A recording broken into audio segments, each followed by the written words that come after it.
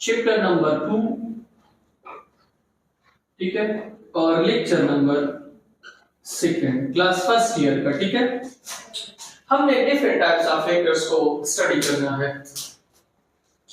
पहली जो टाइप है वो आपके पास है पैरेलल वेक्टर्स, ठीक है, पैरेलल वेक्टर्स। दो वेक्टर्स अगर उनकी जो डायरेक्शन है वो सेम है और इन दोनों के दरमियान एक मखसूस गैप है, स्पेस है, जो ये दोनों कभी भी आपस में क्रॉस नहीं कर सकते हैं। डायरेक्शन दोनों की सेम है, दोनों एक दूसरे के पैरेलल भी है, दोनों के दरमियान थीटा क्या है, 0 डिग्री है। चाहे इनका स्टार्टिंग पॉइंट सेम हो या ना हो, चाहे इनका मैग्नीट्यूड सेम हो या ना हो, ये आपके पास पैरेलल वेक्टर्स होंगे, ठीक है। मैं आपको फर्स्ट करिए एक मिसाल के जरिए समझाता हूं। ये एक बाल्टी है जो बहुत नीचे कहीं पर गिर गई है। हम दो बंदे इसे उठा रहे हैं, एक ऊपर फोर्स लगा रहा है, दूसरा भी ऊपर फोर्स लगा रहा है। इसका फोर्स है F1, इसका फोर्स है F2।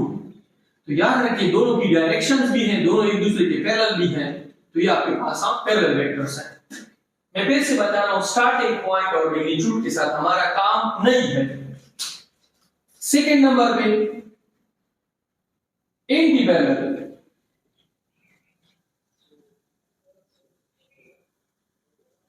Anti parallel vectors. अगर दो वेक्टर्स हैं, एक की डायरेक्शन ये है, एक की डायरेक्शन ये है, दोनों के दरमियान एंगल 180 है, दोनों एक दूसरे के ऑपोजिट है। स्टार्टिंग पॉइंट चाहे सेम है चाहे नहीं है, इसका मतलब ये दोनों आपस में क्या है, एंटी पैरेलल वेक्टर्स है, ठीक है। इसका डायरेक्शन ये है और इसका डायरेक्शन ये है, थीटा इनके दरमियान 180 है। स्टार्टिंग पॉइंट और मैग्नीट्यूड बराबर हो या ना हो, इसके साथ हमारा कोई काम नहीं है। थर्ड नंबर पे परपेंडिकुलर वेक्टर्स।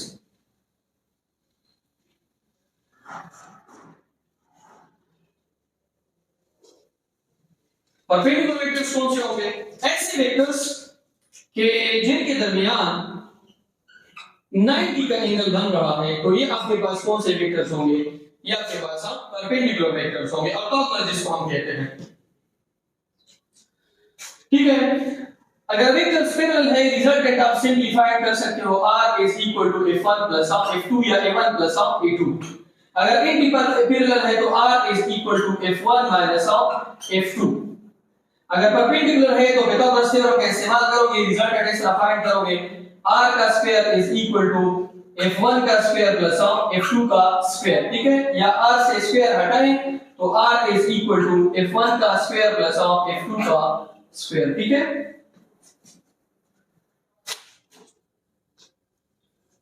अब इसके बाद आपके पास है कोप्लेनर वेक्टर्स।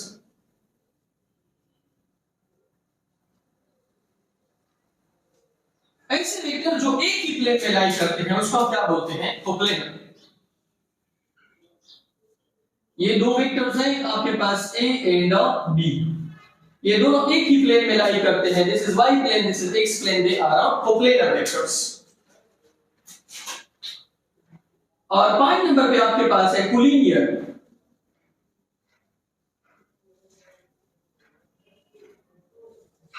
कोलिनियर आपके पास कौन से वेक्टर्स होंगे? ऐसे वेक्टर्स जो अलोंग द सेम लाइन हो। ये आपके पास एक वेक्टर है A1, ये आपके पास दूसरा वेक्टर है B1 जो एक ही लाइन में लाई करते हैं, चाहे इस डायरेक्शन में हो चाहे इस डायरेक्शन में हो, दोनों आपके पास कोलिनियर है।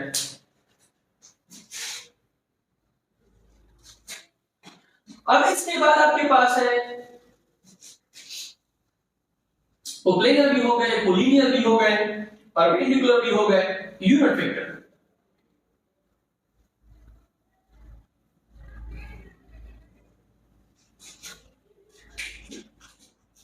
ऐसा वेक्टर जो हमें डायरेक्शन स्पेसिफाई करता है और इसकी जो मैग्नीट्यूड है वो आपके पास 1 के बराबर होती है। A वेक्टर डिवाइडेड बाय, देखिए एक वेक्टर को जब हम उसके मैग्नीट्यूड के ऊपर डिवाइड कर लेते हैं तो ये हमें कौन सा वेक्टर देता है? Unit vector. अगर यूनिट वेक्टर आपके पास एसोसिएटेड हो किसके साथ? डायरेक्शंस के साथ x y z, तो यहाँ पे i यूनिट वेक्टर, यहाँ पे j यूनिट वेक्टर और यहाँ पे k यूनिट वेक्टर। ठीक है, अगर आपके पास एक एरिया वेक्टर है, आप उसको ड्रा करना चाहते हो, तो ये आपके पास a यूनिट वेक्टर, फिर b यूनिट वेक्टर, इस तरह c यूनिट वेक्टर। अच्छा, कोलिनियर भी हो गए, यूनिट वेक्टर्स भी हो गए, कोप्लेनर भी हो गए। इसके अलावा एक और वेक्टर है,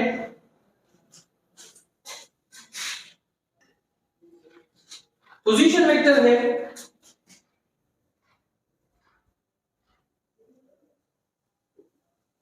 Vector which specify the location or position of a point in a space or in plane. ये आपके पास एक पॉइंट है P, ये आपके पास R वेक्टर है। तो R वेक्टर आपके पास पोजीशन वेक्टर है, जो इसकी लोकेशन को क्या करता है, स्पेसिफाई करता है। अगर प्लेन में है तो 2 डायमेंशनल है, अगर स्पेस में है तो आपके पास 3 डायमेंशनल है। ठीक है, डिस्प्लेसमेंट वेक्टर है,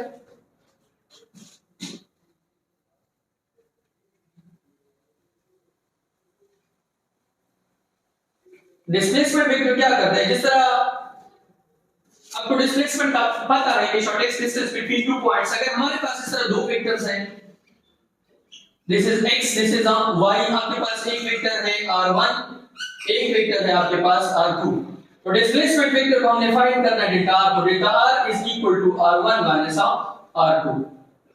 ये आपके पास कौन सा वेक्टर है, डिस्प्लेसमेंट। इसके बाद आपके पास नेगेटिव वेक्टर है, नेगेटिव वेक्टर। तो नेगेटिव वेक्टर आपके पास क्या है, देखिए, जब हम एक वेक्टर जो है फर्स्ट करें, नेगेटिव कौन सा होगा,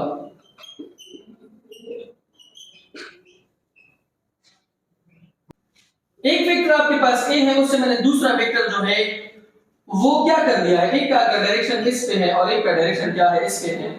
तो ये वेक्टर अगर a है तो दूसरा वेक्टर आपके पास क्या है, b, इसको मैंने a से क्या कर दिया है, सब्ट्रैक्ट कर दिया है, तो आपके पास इसका नेगेटिव वेक्टर है, जिसकी डायरेक्शन इसकी क्या हो, अपोजिट हो। फिर नल वेक्टर है, ऐसा वेक्टर जिनकी मैग्नीट्यूड 0 हो और उनकी जो डायरेक्शन है वो आपके पास आर्बिट्ररी हो। तो ये आपके पास कौन सा वेक्टर है, नल वेक्टर। इसको हम इस सिंबल से क्या करते हैं, रिप्रेजेंट करते हैं। ठीक है,